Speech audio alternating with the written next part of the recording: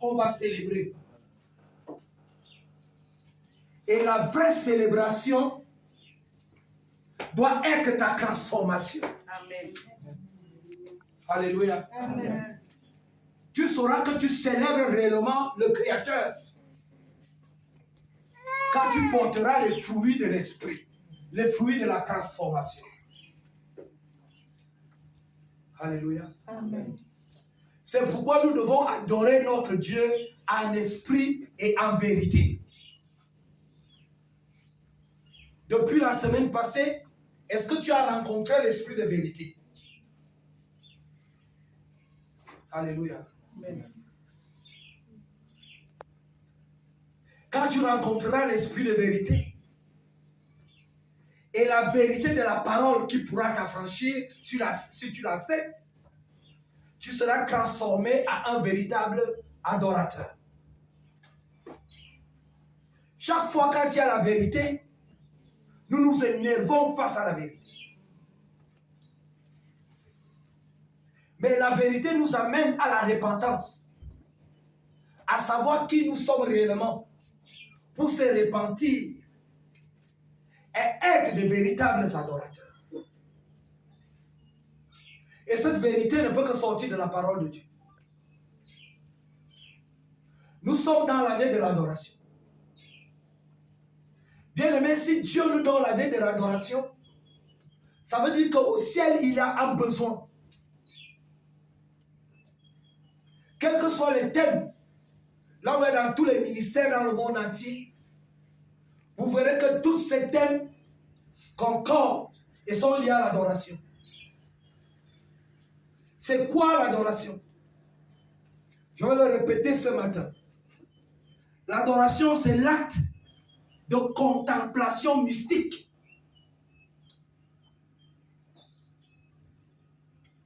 L'acte de contemplation mystique à Dieu.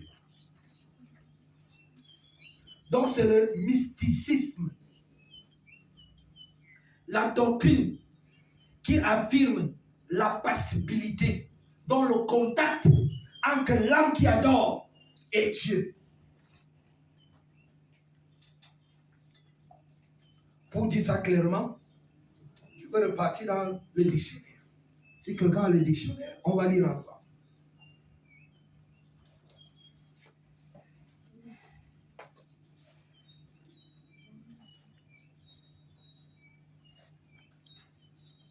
Le mysticisme d'abord, que je viens de trouver.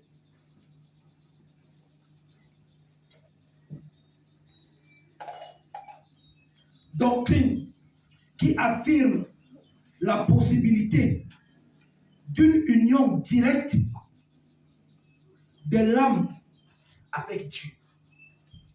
Je répète, et vous devrez écrire cela. Le mysticisme dans l'adoration. C'est une doctrine qui affirme la possibilité d'une union directe de l'âme avec Dieu. Cette union constituant une forme supérieure d'existence et de connaissance. Maintenant, c'est quoi mystique?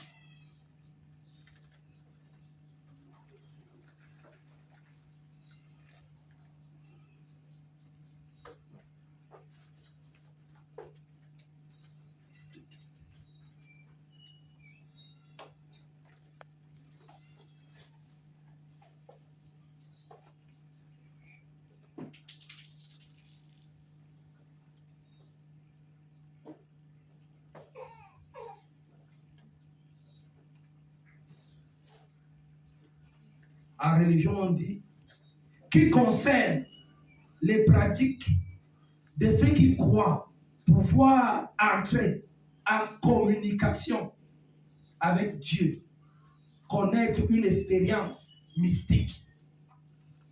Dans l'adoration, c'est des gens qui veulent causer avec Dieu. entrer en contact avec la divinité céleste. Donc sortir à l'état d'homme et entrer à l'état d'esprit pour communiquer avec notre Dieu qui est esprit. Alléluia. Est-ce que nous sommes ensemble? Amen. Maintenant, le thème de ce matin, c'est Pâques pour l'adoration d'impact. Amen. Alléluia. Pâques pour l'adoration d'impact.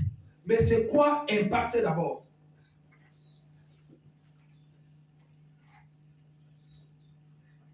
Nous sommes tous dans le dictionnaire. C'est très important, bien.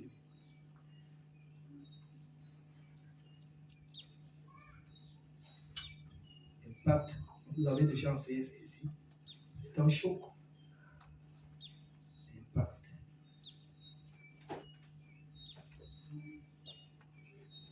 Choc entre deux choses.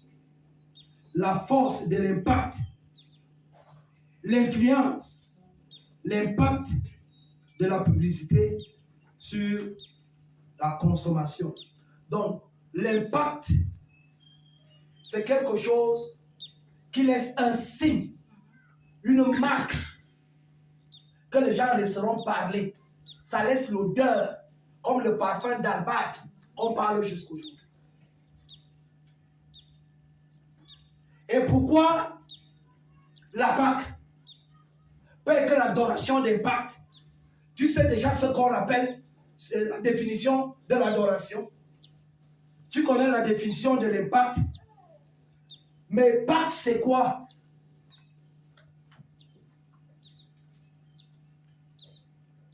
En hébraïque, c'est Pascha, qui veut dire passage. Partir d'un point à l'autre, d'une situation à l'autre, de l'esclavagisme à la liberté, de la mort à la vie, du mensonge à la vérité, des ténèbres à la lumière. Pâques, c'est de partir de la souffrance à une vie de liberté avec Christ. Alléluia. Et quand tu sors de là, tu peux maintenant adorer l'Éternel avec un témoignage en esprit et en vérité. Amen. Est-ce que nous sommes ensemble? Amen. Nous ne devons plus célébrer la Pâque comme nous l'avions fait autrefois. La Bible nous dit dans Ésaïe 1, verset 14, que Dieu est fatigué de notre manière que nous célébrions la Pâque, que nous devons changer notre manière de célébrer la Pâque. Nous ne pouvons pas rester intacts comme nous sommes sortis avec la coutume, avec la tradition, avec la sorcellerie, avec la religion, esprit des religieux, et croire que nous pouvons célébrer la Pâque. Alléluia. Ceux qui célèbrent la Pâque, c'est ceux qui connaissent la transformation.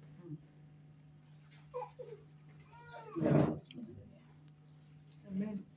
Métanoï. Alléluia. S'il n'y a pas cette métamorphose, tu ne peux pas célébrer la Pâque. La chair ne célèbre pas la Pâque. C'est l'esprit qui célèbre la Pâque. Alléluia. Amen. Ésaïe 1, verset 14. Ésaïe chapitre 1. Donnez-moi la teneur. Verset 14. En voici la teneur au nom de Jésus-Christ. Mon âme haït vos nouvelles lunes et vos fêtes. Mon âme, l'âme de l'Éternel est fâchée contre les organisations, les multiples organisations des fêtes que nous avons à l'église. Elles Je me me posais sont, la question, pourquoi il reste là? Parce qu'il voit que vous célébrez ces choses dans la chair. Vous ne voyez pas la dimension de l'esprit dans ce que vous faites, les solennités que vous faites. Vous savez que quand c'est la Pâque, et tous les pasteurs s'habillent en toge avec une couleur, il y a des chants, dans d'autres endroits, on marche tellement lentement, dans d'autres endroits, on a des mains, tu ne comprends même pas, mais il y a des célébrités qu'on ne comprend pas. Mais au fond, nous faisons du cinéma. Nous sommes des hypocrites. Alléluia. Amen. Dieu dit qu'il est fatigué de cela. Je suis venu juste te transmettre que notre Père, notre Créateur, il dit qu'il est fatigué de la manière que tu as souvent fêté la Pâque. Amen. Alléluia. Amen. Ils ont fêté la Pâque en Égypte, mais c'était pour partir. Et si dans la Nouvelle Alliance, nous fêtons la Pâque, c'est parce que nous savons que nous sommes déjà partis de quelque part pour quelque part, pour une destination céleste. On ne fête pas la Pâque et rester en Égypte. Yes. Mm. On fête la Pâque pour sortir de l'Égypte. Alléluia. On ne fête pas la Pâque pour rester dans l'impudicité. Mm. On fête la Pâque pour sortir de l'impudicité à une vie de sainteté. Amen. Amen. Amen. Et Dieu nous rappelle aujourd'hui qu'il en a marre. Il est fatigué. Oui. elles me sont à charge. Oui. Je suis las de les supporter. Il ne veut plus supporter. À partir d'aujourd'hui, quand Dieu dit je ne veux plus supporter, il faut qu'on arrête le jeu. Oui. Verset 15. Quand vous étendez vos mains, je détourne de vous mes yeux. À partir de cet instant, quand nous allons encore nous réunir ici, avec le même aspect de célébrer la Pâque, comme nous avions hérité de la religion, Dieu dit que quand vous élevez vos mains, il détourne les regards. Quand vous multipliez les prières, il ferme ses oreilles. C'est ce que vous voulez? Alléluia. Amen. Alléluia. Amen. En Corinthiens. En Corinthiens 5, versets 1 à 8. Mais je te prie, toi-même à la maison, va lire jusqu'à 13. Dans Corinthiens chapitre 5, verset Quand 1. tu liras jusqu'à 13, tu auras l'impact. Quelque chose qui va te bouger. Quelque chose qui va te secouer. Un choc qui peut te révolutionner. Aujourd'hui, tout le monde est habillé en blanc. Il y a des fêtes de baptême. Il y a la première communion, la deuxième communion, la confirmation. Ce n'est pas ce que Dieu attend. Il dit qu'il est fatigué de ces célébrations qui n'honorent pas Dieu. Alléluia. Amen. Il veut quoi? Des actes mystiques.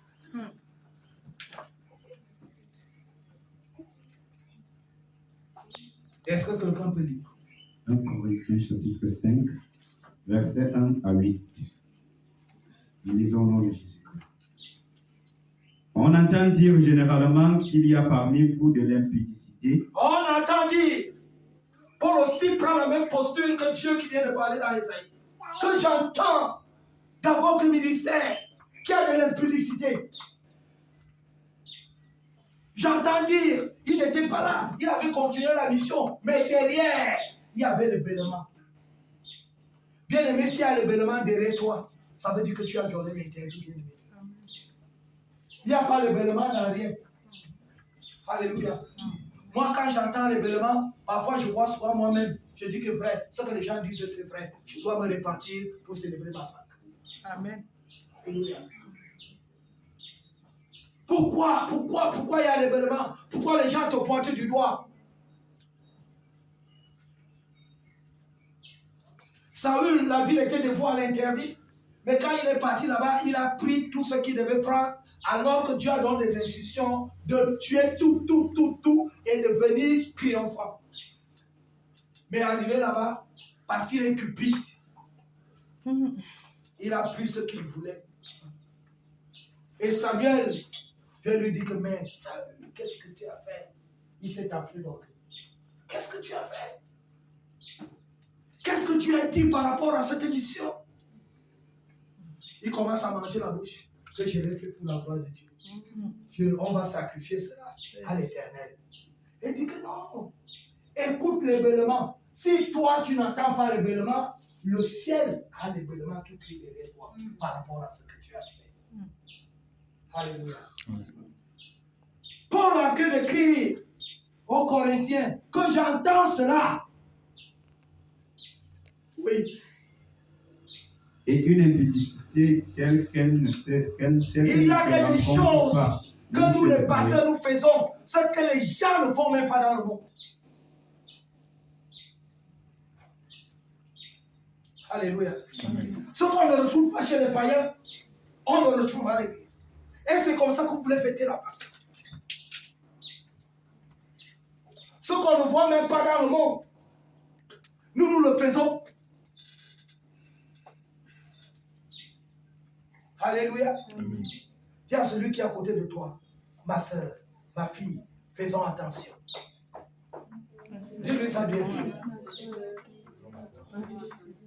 Tu lis ça très bien. Aujourd'hui, Dieu te parle. Pas pour te condamner, pour que tu arrêtes. Amen. Alléluia. Parce qu'il a besoin de ton adoration, ma fille. Amen. Il a besoin de ton adoration, ma soeur. Amen. Il a besoin de notre adoration, mes frères et sœurs. Il dit arrête. Oui. C'est au point que l'un de vous a la femme de son père. Ah, c'est arrivé en sorte que l'enfant peut sortir avec son père. Il s'en fout de l'âge. Il s'en fout de ce que tu peux être son grand-père. Il s'en fout de ce que tu peux être son géniteur. Même dans la foi. Tu peux monter sur papa. Papa peut monter pour l'enfant, sur l'enfant. Pour eux, c'est rien. Mais c'est quel Pâques que nous voulons fêter? Si tu étais encore compté parmi cela, arrête cela. Dis à papa que nous sommes, Dieu a dit. Dis à ta fille que Dieu a dit. Dis à ta soeur, dis à toi-même aujourd'hui que Dieu a parlé.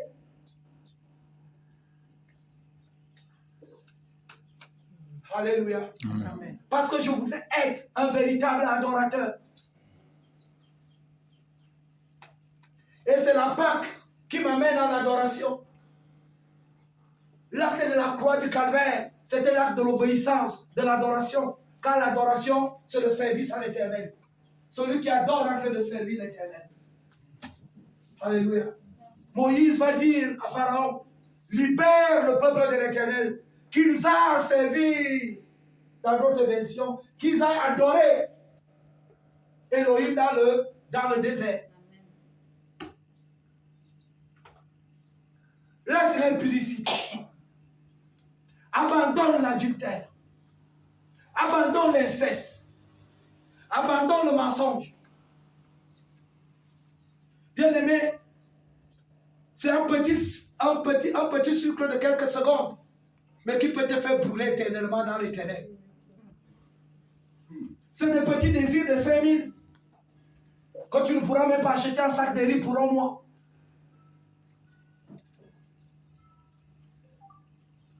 J'entends que les parents envoient aussi les enfants dans ces choses.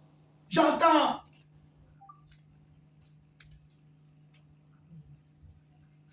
Parce que vous êtes quoi?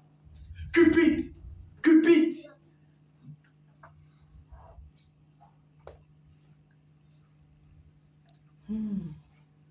Dis à ton cœur, à l'esprit qui parle au-dedans de toi, que écoute la voix de l'Éternel. Dis-lui, répète. Dis-lui, écoute la voix de l'Éternel. Tu m'as longtemps manipulé. À partir de ce matin, Je veux être un véritable adorateur. Sors de moi et libère-moi. Je suis appelé pour adorer. Et toi, tu ne m'en empêcheras pas. Alléluia. Verset 2. Et vous êtes enflés d'orgueil. En plus, quand la vérité arrive, vous prenez l'orgueil, vous mettez devant. Vous êtes imbu de vous-même.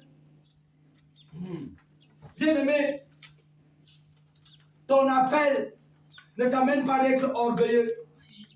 Les dons que tu as ne doivent pas t'amener à être orgueilleux. Parce que par ton don, Dieu peut refuser ton adoration. Il ne se répand pas de ses dons, mais il y a des adorations qu'il a le choix. Il faut les adorations d'impact.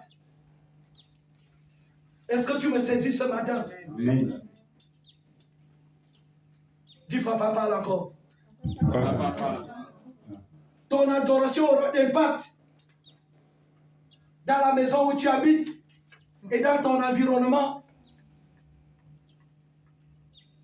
Quand tu vas écouter ce que Dieu dit, pas ce que papa dit, pas ce que la maman dit. La Bible dit, obéissons à nos parents selon Dieu. Est-ce que ce que papa et maman te demandent de faire, c'est selon Dieu? Quand ce n'est pas selon Dieu, laisse qu'on te jette dehors, Dieu s'en occupera. Amen. Un jour, le pasteur a fini de prêcher dimanche. Et la maman qui était paresseuse est partie jamais au champ. Elle était avec sa petite fille. Arrivé au champ, elle voit le bananier, quelqu'un qui était déjà comme ça avait commencé à mûrir. Il dit à sa fille, regarde à gauche et à droite. Si tu vois quelqu'un, signale-moi rapidement. Je vais prendre le régime ici. Elle dit, mémé, et celui que le pasteur a dit, tu vas en haut là-bas, qui va le regarder? Alléluia. Béni soit cet enfant qui a suivi l'évangile et a voulu que sa grand-mère mette également en pratique. Quand sa grand-mère a entendu ça, elle a fait demi-tour. Amen. Alléluia. Amen. Je voudrais dire, tu es petit, mais devant Dieu, tu n'es pas petit. Amen. Ta voix peut compter. Ta voix peut résonner. Alléluia. Amen. Ta voix va résonner dans l'âme de la personne. Que c'est vrai. Je regarde à gauche et à droite. Et celui qui va le regarder. Alléluia. Et celui, le juste juge. Et celui qui peut te positionner. Celui qui peut te maintenir sur le sommet de ton appel. Celui qui peut faire en sorte que ta prophétie se réalise. Alléluia. Amen. Dis très bien Amen. Amen. Dis très fort Amen. Amen. C'est ça là-bas. Alléluia. Amen. Si tu es encore dedans, sors. Dis à celui qui est à côté de toi, sors. Au nom de Jésus. Au nom de Jésus. Oui. Et vous n'avez pas été plutôt dans l'affliction, afin que celui qui a commis cet acte fût ôté du milieu de vous. Alléluia. Amen. Paul est parti, mais pour très loin, très rude. Il dit que la personne qui nous amène à commettre ces actes doit être ôtée même au milieu de nous. Oui. Verset 3. Pour moi, absent de corps mais présent d'esprit, Paul n'était pas là, mais d'esprit, il partageait la douleur de ce ministère. Ouais. j'ai déjà jugé comme si j'étais présent celui qui a commis un tel acte. Verset 4. Au nom du Seigneur Jésus, vous et mon esprit étant assemblés avec la puissance de notre Seigneur Jésus, qu'un tel homme soit livré à Satan pour la destruction de la chair, afin que l'esprit soit sauvé au jour du Seigneur Jésus. Quand tel homme soit livré à Satan pour que sa chair soit détruite, pour l'amener à la raison, en d'autres termes, de traiter de telles personnes durement pour qu'ils reviennent à la raison, pas pour leur faire mal, mais pour que leur âme soit sauvée. Alléluia. Amen. Bien-aimé, si je fais quelque chose qui n'est pas bien, traite-moi durement, je t'en donne l'ordre. Papa Pascal, pointe-moi du doigt et dis, papa, ce que tu as fait, ce n'est pas bon. Ce n'est pas ce qu'on a enseigné aux enfants. Et ce n'est pas toi qui dois commencer à le faire. Je ne te tiendrai pas rigueur. Je vais m'humilier.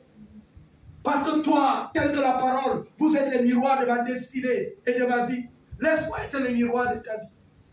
Amen. De te dire ce que je vois dans l'amour. Oui. Verset 6. C'est bien à tort que vous vous glorifiez. C'est bien à tort que nous allons gonfler de ce que nous sommes, des prophéties que nous avons, de là où Dieu nous amène, de comment Dieu nous utilise. Mais écoutons la voix de l'Éternel. Ne savez-vous pas qu'un peu de levain fait lever toute la pâte? Ce que tu oublies, c'est un peu d'orgueil, peut gâter la pâte, peut gâter ton appel, peut gâter ton ministère, peut gâter ta place de père.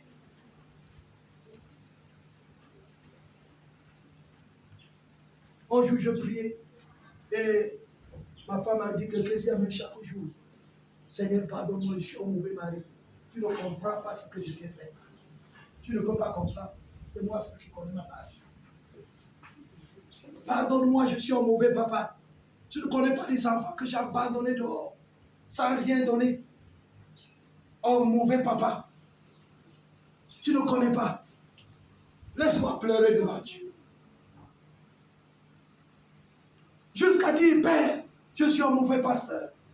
Parce que parfois, je n'ai pas dit des choses vraies. Parce que je savais qui j'étais et je maquillais un peu. Bien aimé, pour prêcher comme je prêche là, il y a des choses que j'ai traversées. Et j'ai compris qu'il faut dire la vérité. Pour te sauver toi-même et sauver les autres. Amen.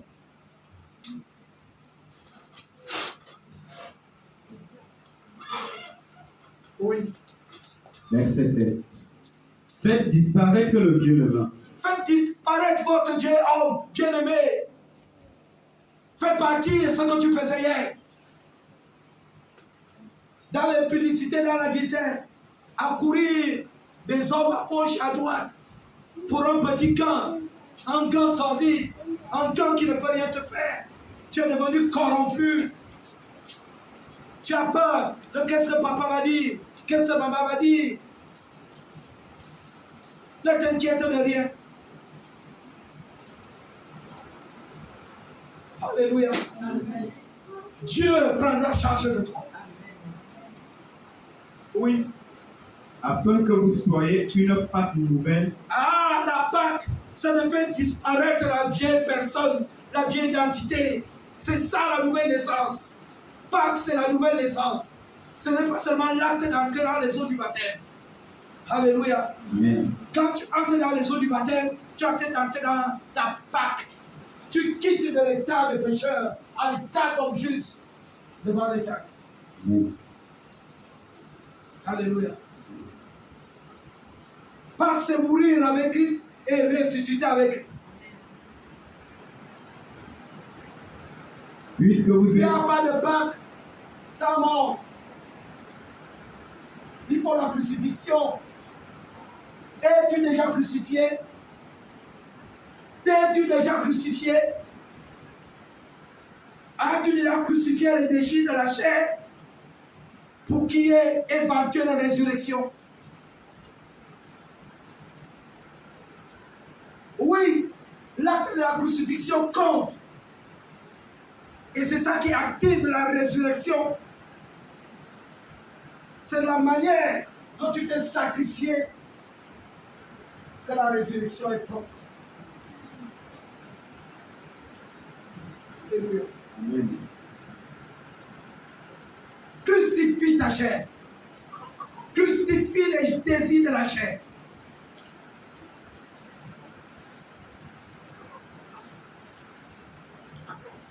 Alléluia. Amen. Lis très bien. Puisque vous êtes sans levain, Oui. car Christ, notre Pâque, Quand a vous été êtes immolé. déjà sans levain, il n'y a plus la colère, il n'y a plus l'impudicité, il n'y a plus l'orgueil. Tu as renoncé à ces choses. Alors Christ, votre Pâque, Christ, notre ce n'est Pâque, qu'à a partir été de là, immolé. ce n'est qu'à partir de là que la Pâque part dans ta vie. Amen. Amen. Ce n'est qu'à partir de là que Christ devient ta Pâque. Alléluia. Ce n'est qu'à partir de là que l'acte de la croix du calvaire parle en ta faveur. Tu peux dire Christ, ma Pâque, a été quoi? Immolé. Oui. Verset 8.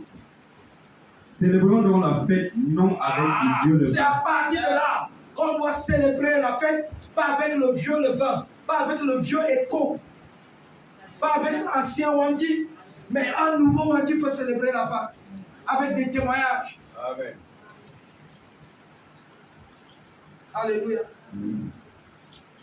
Et s'il y a quelqu'un dans la salle qui veut célébrer la Pâque d'une manière nouvelle, Amen. Amen. Amen. oui, tu veux célébrer la Pâque d'une manière nouvelle, Amen. bien-aimé, Dieu ne tient pas compte du temps de l'ignorance. Ce que tu as fait hier dans l'ignorance, Dieu ne tiendra pas compte de ça. Il n'y a pas de péché que Dieu te pardonne. Même si tu as avorté une fois, 2 fois, 3 fois, 4 fois, 10 fois, Dieu est là. Jésus-Christ est là pour la restauration. Amen. Tu étais criminel hier. Si tu renonces, tu peux dire Christ, ma Pâque, a été immolé. Amen. Alléluia. Je ne célèbre plus la Pâque de 2022 comme les récentes. Amen. Est-ce que je parle à quelqu'un? Amen. Oui. Non avec un levain de malice et de méchanceté, Non, pas avec un levain de malice, la malignité. Pas de méchanceté. Bien-aimé, je te conseille de lire jusqu'au verset 13 quand tu seras à la maison. Que l'Esprit de Dieu te parle. Et tu comprendras que tu n'avais jamais célébré la Pâque. Oui. mais avec les pains sans levain, Mais avec le pain sans levain, sans malice, sans méchanceté, sans orgueil. Oui. de la pureté et de la vérité. De la pureté et de la vérité. C'est là que tu as un adorateur Amen. qui adore l'Éternel en esprit et en vérité. Bien-aimé, la Pâque remet tous les compteurs à zéro à partir de la bonne carte. Amen. Dieu remet tous les compteurs à zéro. Aujourd'hui, Dieu te remet les compteurs à zéro Amen. pour un nouveau départ. Et c'est toi qui détiens le stylo de ta vie à partir d'aujourd'hui. Je te le dis du haut de cette chair que ton cahier est vierge. Amen. Il faut réécrire. Amen. Parce que cette Pâque est venue remettre le compteur à zéro. Amen. Un nouveau départ. Amen. Alléluia. Amen. Dis très bien Amen. Amen. Dis à toi-même. Amen. Dis à toi-même que merci Papa pour un nouveau départ. Merci Papa pour notre nouveau départ. Moi aussi je ne te retiens plus rien. Si tu retiens quelqu'un, quand Dieu lui dit qu'il donne un nouveau départ à tout le monde, tu as un problème. On ne prêche pas la condamnation. On ne juge personne. Mais on rappelle l'éthique céleste. Et quand Jésus-Christ atterrit, il dit ok, comme vous avez dit la vérité, je mets tous les compteurs à zéro. Amen. Je mets tous les compteurs à zéro. Amen. Compteur à zéro. Amen. Compteur à zéro. Amen. Et on va commencer la marche. Amen. Alléluia. Amen. Il dit célébrons dans la Pâque, Amen. pas avec le vieux levain, mais avec le nouveau levain. Parce que Christ, notre Pâque, a été immolé. Il a payé le prix. Il a payé la dette. Amen.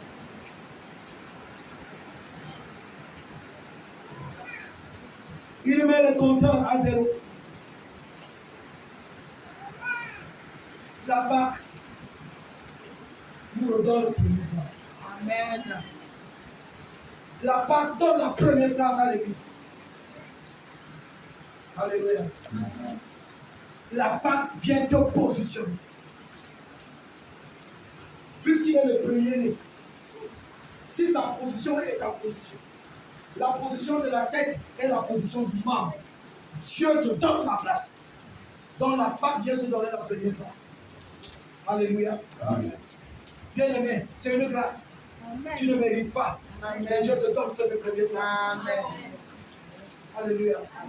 Célébrons dans la Pâque. Pas avec le Dieu devant. Avançons maintenant. Alléluia. Avec un nouveau sel.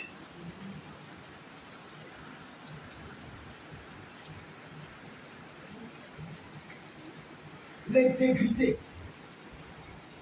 l'obéissance, la soumission, la détermination, le courage, avec foi. Ne crains rien. La part qui s'est immolée est avec toi. Alléluia. Il sera avec toi. Tant que tu protèges la place première que la part vient de l'autre. Alléluia. Est-ce que nous sommes ensemble? Amen. Que dit Apocalypse dans son verset 12 et Apocalypse 6 dans son verset 9. Apocalypse chapitre 5, verset 2. Lisons au nom de Jésus. Nous sommes à la fin, la révélation. Donc cette immolation parle à l'Apocalypse. Oui, lui nous a aidé. Il disait d'une voix forte, Il disait du nous fort. l'agneau qui a été immolé est digne de recevoir la puissance, L'agneau qui a été immolé. Et les gens qui ont accepté d'entrer dans cette immolation en abandonnant le vieux levain peuvent crier qu'il est digne de quoi? de la puissance, Il de est recevoir digne la puissance, de recevoir la puissance. Oui, la richesse, la richesse, la sagesse, la sagesse, la force, la force l'honneur, la gloire et la louange. et la louange. Alléluia. Il est digne. S'il est digne, tu dois être digne de l'adorer, de lui donner la louange. Je te donne toute la louange, quelles que soient les circonstances de ma vie. Seigneur, je te donne la louange. Ce n'est pas n'importe qui donne la louange. Amen. Alléluia. Amen. Apocalypse 6, 9. Oui, Quand il ouvrit le cinquième sceau, oui. je vis sous l'autel les âmes de ceux qui avaient été immolés Ah, quand il ouvrait le cinquième sceau, Amen. il a vu à l'intérieur la seule personne qui va ouvrir le sceau de ton adoration, le sceau de ta louange, le sceau de ton immolation. C'est Jésus-Christ. Amen. Et dit quand il ouvrit, il vit les hommes. Amen. Je sais qu'ils se sont immolés. Je sais qu'ils ont accepté l'immolation. Il vit le nom de là. Voilà les vrais adorateurs. Ils se sont immolés. Lis-moi ça très bien. Quand il ouvrit le cinquième sceau, Oui. je vis sous l'autel les âmes de ceux qui avaient été immolés à cause de la parole de Dieu et à À cause cause de la parole d'aujourd'hui, je vois le nom de ceux qui ont accepté, non seulement de renouveler leur alliance avec Dieu et de lever la main pour accepter le Seigneur Jésus comme Seigneur et Sauveur de sa vie. Le salut du Dieu bien-aimé. Le salut du Dieu bien-aimé. Tu vas dire le verset. Très bien. à cause du témoignage qu'ils avaient rendu. À cause du témoignage. À cause de ce que tu es devenu un témoignage. Amen. On a lu, c'est comme si Christ, nous sommes des ambassadeurs. C'est comme si Christ exaltait au-delà de nous. Nous sommes devenus des témoignages. Les gens qui se sont immolés sont devenus des témoignages. Pas des témoignages des choses de la terre, mais des témoignages des choses célestes. Le ciel est descendu par nous. Amen. Alléluia.